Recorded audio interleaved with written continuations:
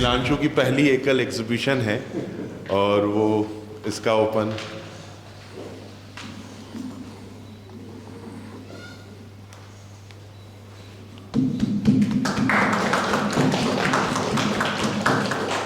जितिन जी please. हाँ हाँ आजम भाई, दीदी आप भी आए, दीदी आए, वानी दी आए, किशोर भाई आप भी आए प्लीज।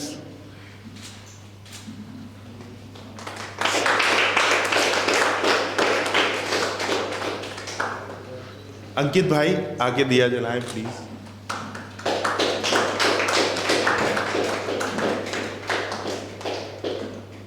आप लोगों का बहुत बहुत धन्यवाद, आप आए।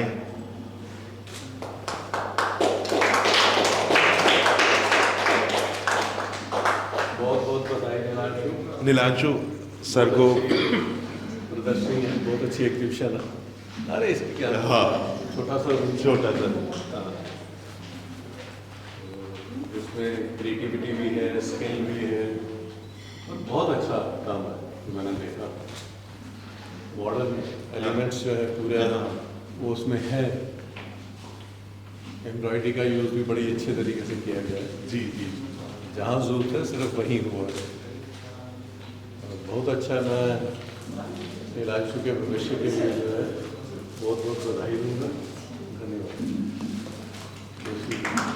जी आपको, दीदी जी को। अरे ये हाँ ठीक है हाँ ये सबसे अच्छा है। अनऑफिशियल में उसमें ज़्यादा खुश रहता है। हाँ क्योंकि उसने जो करना था वो उसने कैनवस पे किया है, पेपर पे किया है। आर्टिस्ट स्टोरी टेलर नहीं, मैं हमेशा कहता हूँ कि आर्टिस्ट स्टोरी टेलर नहीं, उसका काम है कार्य करना, पेंटिंग करना, उसको एक्सप्लेन करना नहीं। आगे ज्योतिष इनके जैसे लोग हैं जो उसे आगे पूरी तरह से एक्सप्लेन करते हैं और दुनिया को बताते हैं कि ये है क्या। क्रिटिक का काम है, हमारा नहीं, हिस्टोरियन का काम है। सबसे पहले तो नीलांशु जी को हम बधाई देते हैं। इसके पहले मैंने इनके काम नहीं देखे थे, आके बड़ा अच्छा लग रहा है। जैसा कि हर्षवर्धन जी ने बताया, ये निश्चित रूप से कला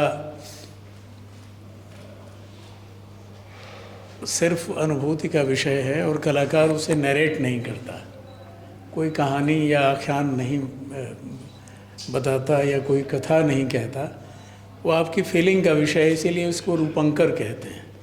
फाइन आर्ट का शाब्दिक जो संस्कृत नाम है वो रूपंकर है, जो आपकी अनुभूति में विन्यस्त होता है और आप महसूस करते हैं, उसको फील करते हैं। लेकिन ये है कि एक दर्शक जो व्यूअर है वो कुछ सूत्र चाहता है उसको समझने के लिए, तो वहाँ कला इतिहासकार या आलोचक की भूमिका थोड़ी बहुत होती है।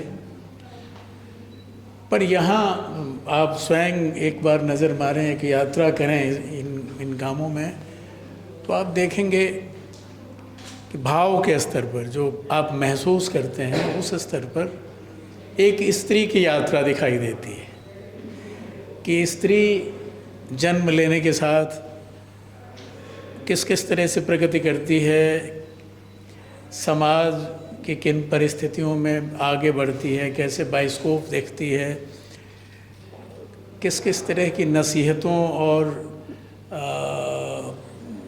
आदेशों का पालन करती है, और धीरे धीरे